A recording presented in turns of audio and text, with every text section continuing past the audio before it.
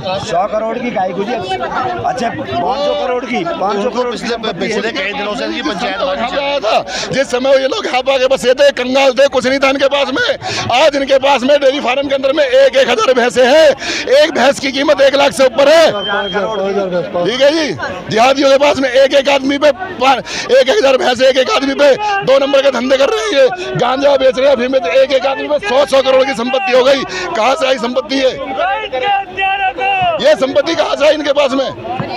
जैसे रोहित की हत्या हुई है, क्या धमकी उसको पहले से देते रहे? हाँ जी, कुछ दिनों से उसको धमकियाँ मिल रही थी। जब वो विरोध कर रहा था तो उसको धमकियाँ मिल रही थी, या तो अपने घर में शांति से बैठ जाए, नहीं तो को मार देंगे। क्या तक पुलिस की कमी रहती है कहीं ना कहीं? देखिए, पुलिस जो है हथियारों को पकड़ लेती है, लेकिन कभी ये पता नहीं लगाती कि हथियारों की खेप आई कहाँ से, वो हथियार लेके कहाँ से आया, जो लेकर आया वो उस तक पुलिस पहुँचती है नहीं पहुँचती, ना आपको मालूम ना हमें मालूम। इस पर क्या कहेंगे? देखिए जी, पुलिस को सब पता होता है कहाँ से हथियार आ रहे हैं। बिना पुलिस के कुछ नहीं हो सकता। यहाँ रोहिंग्या बसे बिना पुलिस की मर्जी के नहीं बस गए। ये रोहिंग्या यहाँ पे झुग्गियाँ डाल के रह रहे हैं। अभी कोई हमारा कोई गरीब भाई रोड के किनारे ठेली लगाएगा ना, तो पुलिस वाले से ठेली लगाने नहीं देते। वो अपना रोजी रोटी पाल ले, अपने बच्चों का पेट पाल ले। ये रोहिंग्या यहाँ पर कब्जा करके झुग्गियाँ बना के बैठ गए। ये बिना पुलिस की मर्जी के बैठ गए। बिना पुलिस की मर्जी के तो कोई कुछ कर ही नहीं सकता। जितने भी यहाँ पे 2 नंबर के धंधे हो रहे हैं, सबको मंथली जाती है। ऊपर से एनकाउंटर मांग रहे हो या फांसी? एनकाउंटर चाहिए हमें तो खून का बदला खून चाहिए। और जब तक खून का बदला खून नहीं होगा, जिहादी रुकेंगे नहीं है। हमारे चैनल में एक बार फिर सभी दर्शकों का स्वागत है। मौजूद है थाना गाजीपुर क्षेत्र के अंतर्गत। बता दें 10 मार्च रोहित गुर्जर की गोली मारकर हत्या कर दी गई थी। वहीं पीड़ित परिजनों ने आज आक्रोश जताते हुए कैंडल मार्च निकाला। देखते हैं कि किस प्रकार से 5 आरोपी गिरफ्त में होंगे। बता दें 2 तो गिरफ्त में है, 2 सलाखों के पीछे जा चुके हैं, लेकिन 3 को लेकर अभी भी मांग जारी है। देखते हैं पीड़ित परिजनों को किस प्रकार से इंसाफ मिलेगा। रोहित गुर्जर की माताजी इस वक्त मेरे साथ हैं। वो रोहित गुर्जर जिसकी 10 मार्च को जो है रो रो कर माँ का बुरा हाल है। पूरा परिवार अपने लाल के लिए तड़प रहा है। आप देख सकते हैं तस्वीरों में कि माँ का जो हाल है, वो आँख के जो आंसू है वो सूखने का नाम नहीं ले रहे हैं, और बार बार अपने बेटे का नाम लेकर माँ जो है वहाँ पर यहाँ पर चीखे मार मार के दहाड़ दहाड़ कर रो रही है। एक बार बात करने की कोशिश करेंगे कि अगर वो कुछ कैमरे पर बोल पाए तो। छोड़ रहा गया, मुझे कुछ नहीं पता। गाँव में मैं तो गाँव में रह गई।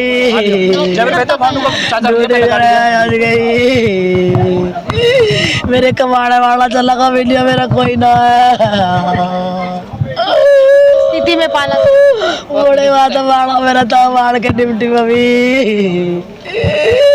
मेरे गरीबी की माया लुट गई मेरी था। मेरा खर्चा हुई है मेरा था।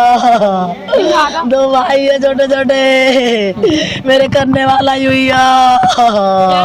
आप ये बताइए मैं तो उनका पुलिस से मेरे लाल का बदला दिवा दो मुझे कुछ ना चाहिए, मुझे कुछ ना चाहिए। ऐसी जावे जैसे मेरा लाल गया फटकता हुआ। क्या चाहिए? फांसी चाहिए? कटर मारा चाहे फांसी लगा डाले पर मेरे लाल का बदला दिवा दो बहन मेरी। उत्तर प्रदेश में योगी जो है वो जो कोई अपराधी ऐसे करता है तो उसके घर को तोड़ दिया जाता है। यहाँ पड़ोसी है, गाजीपुर डेयरी फार्म के पड़ोसी है मारने वाले। क्या उनको मारो, जैसे घर ढाल मारो, जैसे मेरा लाल मारो इन्होंने, आग लगा दो इनमें। मैं अपने से बात भी ना कर पाई, मैं अपने लाल से बोल भी ना पाई एक बार। भाई सब यही पूरी करी थी। ओ भैया मैंने कैसे पाला, अरे मुझे पता है मैंने कैसे पाले गरीबी में। यही रहता था अपने मामा के यहाँ पर। मैं रहता था, गाँव में आना होता था, गाँव में जाता था। कितने दिन पहले रोहित से बात हुई? कोई आखिरी बात हुई थी उससे? कोई लड़ाई की बात नहीं मैंने अभी करी, पर तो जब मरने से पहले एक दिन करी मैंने। भैया घर को ना रहे, मम्मी कल आएंगे हम, और कोई बात ना हुई, मम्मी कल आएंगे हम।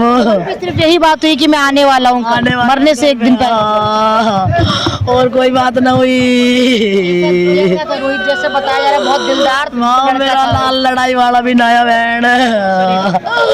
आप देख लो उसके पीछे कितनी जनता है, वो अच्छा है तभी तो है। किसी से लड़ाई झगड़े वाला नहीं है मेरा बच्चा। अपने गांव में भी किसी से नहीं लड़ा कभी। चक्कर लगता था गाँव में। वो कभी कभी लगाता था, कभी नहीं। मैं पहुंच जाता, जल्दी पहुंच जाता था। घने घने दिन रहता, फोन के ज्यादा रहता था यहीं पे। ऐसे ही खर्चा पहुंचाता रहा। मैं फोन कर दे भाई, भैया खर्चा ना घर में, फोन में गिरवा दे भैया मेरा लाल, मैं किससे कहूंगी बहन। उसके आखिरी शब्द बताओ जो आपको लगता है कि आप नहीं भूल पाओगे।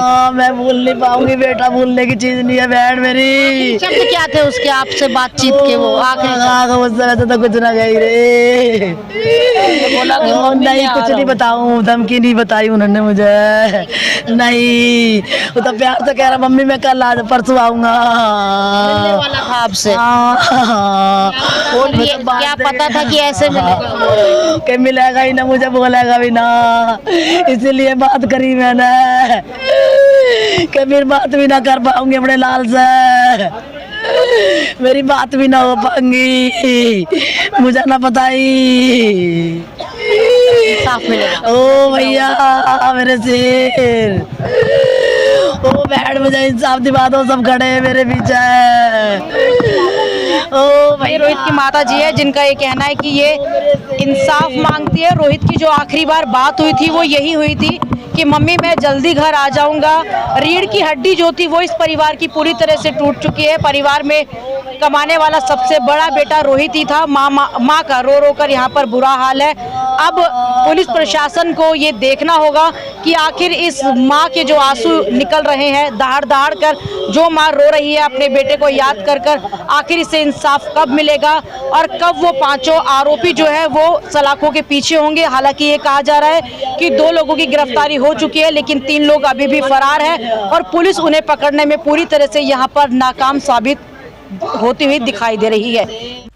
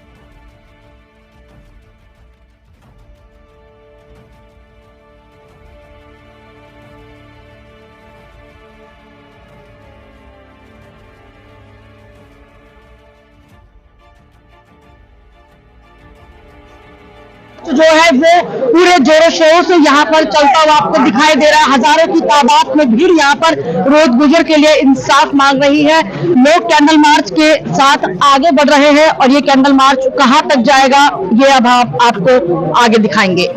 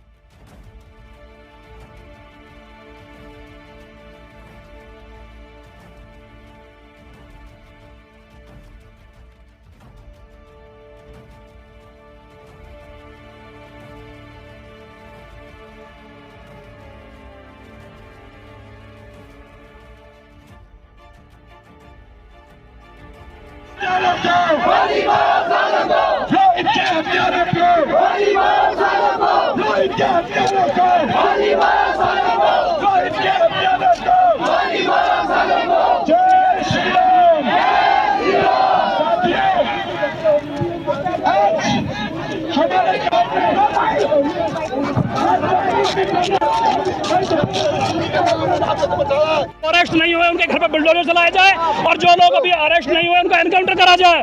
हमारी जी जो यूपी में सीएम करते हैं उसी की वजह से इन लोगों को भय बैठी है और हम यही मांग करते हैं कि वही डिमांड, हमारी यही डिमांड है कि दिल्ली में भी वही चीज करी जाए जो बाबा योगी उत्तर प्रदेश में करते हैं। बुलडोजर चलाना चाहिए, जो लोग अरेस्ट नहीं उनको बुलडोजर चलाना चाहिए और इनकी जांच करी जाए कि इतनी प्रॉपर्टी, इतनी संपत्ति आई कहाँ से है। क्योंकि जो लोग घर से जीरो आए हैं, जो मजदूरी करते थे, आज वो राज कर रहे हैं, वो आज 1-1 करोड़ की गाड़ी में चलते हैं। इसका मतलब क्या है? ये सारे काम 2 नंबर के धंधे करते थे। जो हमारे भाई ने आवाज उठाई वो केवल 2 नंबर के धंधे की वजह से उठाई, उसकी वजह से उसकी मृत्यु करी गई। और उसके बाद भी देखिए आम आदमी उठा रहे। हम ये धरना शांतिपूर्ण दे रहे हैं। कैंडल मार्च हमने निकाला, बिल्कुल शांतिपूर्ण निकाला। हमारी माता बहनें सारी रोड पे आ चुकी है। इस टाइम हमारे भी घर में काम होते हैं, हमें दुख है, पीड़ा है हमारे अंदर। हमारा जब साथ का भाई गया हमारे बीच से, उसके घर में कोई कमाने वाला नहीं है आज वर्तमान में। उसके घर जाके देखा, उसके घर में रहने की व्यवस्था नहीं है, मकान टूटा पड़ा है। उसके बाद भी आज तक भी 3-4 से 4 दिन हो गए, कोई भी आवाज किसी ने उठाई नहीं। देखिए हमने महापंचायत का ऐलान करने जा रहे हैं, अगर 3 से 4 दिन के भीतर इन लोगों का एनकाउंटर नहीं हुआ, इनके घर पर बुलडोजर नहीं चला, 100% महापंचायत करी जाएगी। या देखिए हम उस वंशज हैं जब माता मुझे प्रणता रहती थी, या तो जन्नी जन जड़े, या तो जन्नी लाल जड़े, या जाता है सूर, और इसे तो 5 भरी क्यों गवर्थ का क्यों। हम सारे जान लगा देंगे अगर हमारे भाई की हत्या का बदला नहीं लिया, हम रोड पर खड़े होंगे। आज तो हम शांतिपूर्ण धरना दे रहे हैं, हमें इसका रिजल्ट चाहिए और 4 दिन के अंदर चाहिए, वरना संडे में महापंचायत का आयोजन करेंगे और उसके बाद उसकी जिम्मेदार खुद सरकार होगी।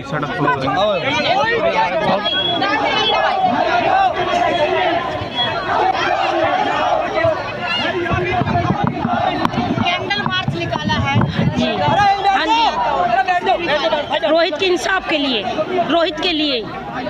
गरीब बाप का बेटा था, बाप नहीं था, सिर पे उसका इंसाफ मिलना चाहिए, इंसाफ मिलना चाहिए। फांसी की मांग, मौत के बदले मौत की मांग लगनी चाहिए, उसको फांसी लगनी चाहिए, उसको फांसी की मांग लगनी चाहिए, हर हाल में लगनी चाहिए उसको फांसी लगनी चाहिए। हाँ, बहुत गरीब बाप का बेटा था, उसको फांसी तो लगनी ही चाहिए। कोई गलती नहीं थी रोहित की, कोई गलती नहीं, बिगर बात मारा था रोहित को, उसका बदला चाहिए ही चाहिए।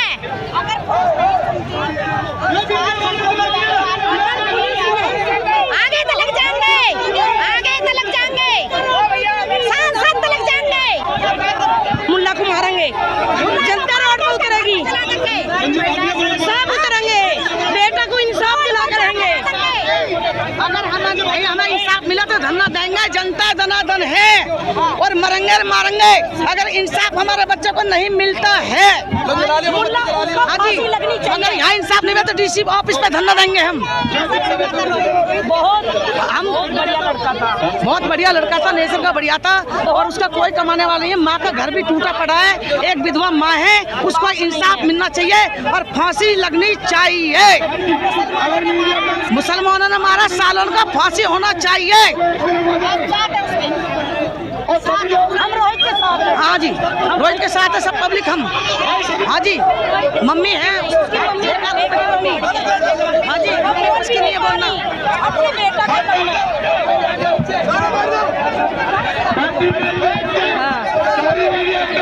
इंसाफ मिलना चाहिए हमें। क्या मांग कर रही है? हम मांग कर रहे हैं, हमें इंसाफ मिलना चाहिए।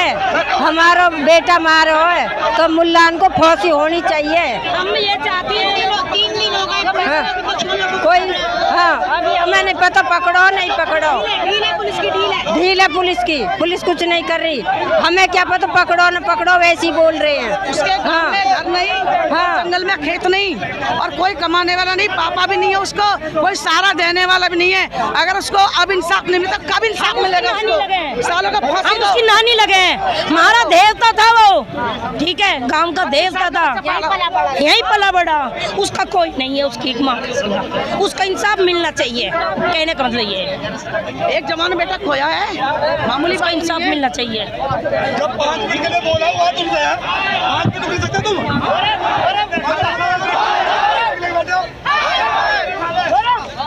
से और एक छोटे से मैसेज पे जो संख्या एकत्र हुई है, उस संख्या ने आज साफ साफ जवाब दे दिया है कि अगर प्रशासन मनमानी करेगा तो ये जनता सहन नहीं करेगी। आने वाले संडे को सुबह 11 बजे, आने वाले संडे को सुबह 11 बजे यहीं पर हमने एक प्रोग्राम आयोजन कर रहे हैं, जिसके तहत महापंचायत में, जिस महापंचायत में 36 बरादरी के लोग एकत्र होंगे और प्रशासन से हमने जो मांग की, अगर हमारी शर्तें पूरी नहीं हुई तो उस पंचायत में डिसीजन लेकर हम प्रशासन से साफ तौर पे कहते हैं, जो बंदे अभी तक गिरफ्तार नहीं हुए उनका तो एनकाउंटर हो, जो बंदे अभी फरार हैं, जो नहीं भाई सुनो, जो बंदे अभी तक फरार हैं उनका एनकाउंटर हो, और जो बंदे जेल पहुंच गए हैं, जो अभी गिरफ्तार हो चुके हैं, उन दोनों को फांसी पर चढ़ाया जाए। नहीं तो मैं खुले तौर पर कहता हूँ, आज तो हल्का सा आगाज किया है, अंजाम बहुत खतरनाक होगा। ये लोग जो हमारी चुड़म भरा करते थे, आज हमारे गांव में घुसकर हमारे भाई की हत्या करेंगे ये लोग। इन लोगों को मुंह तोड़ जवाब दिया जाएगा। आज इस भीड़ ने दिखा दिया है कि हिंदू सोया नहीं है। जब हिंदू उठता है तो उसकी जो ताकत है वो क्या होगी, और उसका अंजाम सरकार भुगतने को तैयार है। आज अगर हमारी सरकार के तहत भी, पहले तो बहुत रोना रोता था कि हमारी सरकार नहीं है, सरकार नहीं है, अब दिल्ली में हमारी सरकार है।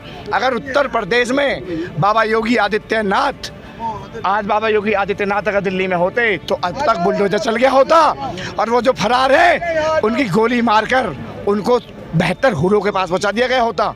आज इन लोगों ने जिस तरीके से खुलेआम चौराहे पे घेर कर हमारे भाई की हत्या कर दी है, तो इनके हौसले बुलंद हो गए हैं साथियों। इनके हौसले बुलंद इसलिए हो गए हैं कि हम लोगों ने चुप्पी साध ली। आज देखते ही देखते दिल्ली में 21 या 22 लोगों की हत्या हो चुकी है, लेकिन अब ये जो इनका अंजाम है अब इनका जो अंजाम है वो बहुत बुरा होगा। हम सहन नहीं करेंगे। अब सहन नहीं करेंगे साथियों मेरे भाई। अगर ये पूरी नहीं होती पंचायत बुलाएंगे। पंचायत है आने वाली 22 तारीख को पंचायत है। मैं बता रहा हूँ, जिस दिन ये वारदात हुई है उस दिन मौके पे 2 बंदे अरेस्ट करके हमें गांव वालों को NH-24 से हटा दिया गया था, ये कह के कि जल्द से जल्द कार्रवाई करेंगे। उस दिन से आज तक कोई कार्रवाई नहीं हुई है, कुछ भी नहीं हुआ। प्रशासन का लचीलापन है और अभी हमें पूरी उम्मीद है कि इनकी आपस में कोई सेटिंग हो गई है। अब 2 दिन बाद होली है, हमने पूरे समस्त गाँव ने, सारी बिरादरियों ने, पूरे समाज ने इकट्ठे हो गए 16 तारीख की एक महापंचायत आयोजन करी है। उसके बाद 16 तारीख तक अगर प्रशासन कोई अपनी कार्रवाई नहीं करता है, जिन लोगों के नाम है, जो लोग मौके पे हैं, अगर उनको अरेस्ट नहीं करता है, चाहे एनकाउंटर करे चाहे अरेस्ट करे, रिजल्ट दे। अगर 16 तारीख तक रिजल्ट नहीं देते हैं तो 16 तारीख के बाद 16 तारीख को दिन में ही हम सड़कों पर दोबारा उतरेंगे। और इस बार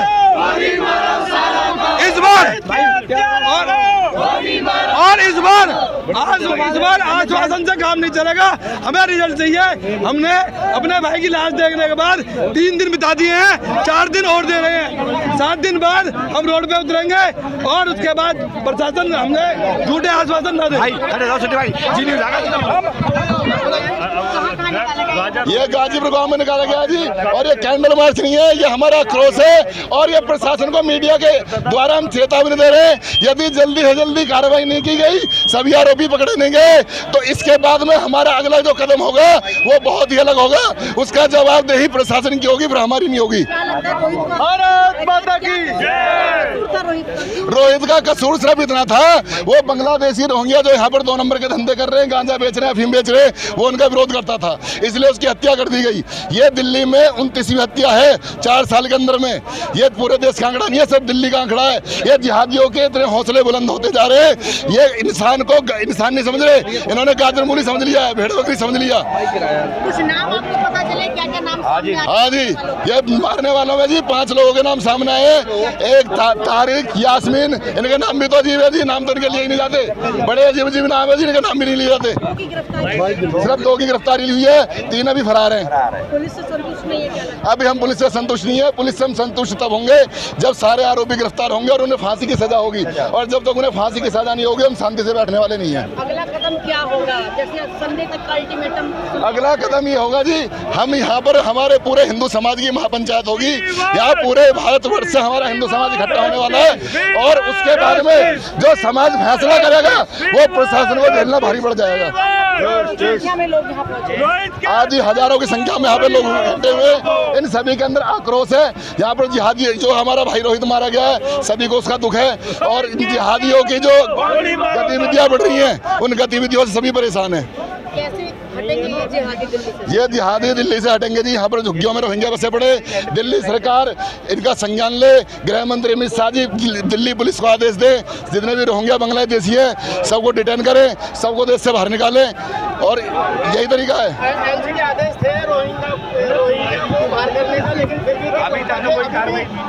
अभी तक ऐसा है जी, अभी तक कोई कार्रवाई नहीं हुई है। अभी सरकार को बने हुए 1 महीना सारा हुआ है, थोड़ा समय हमें उसे देना पड़ेगा।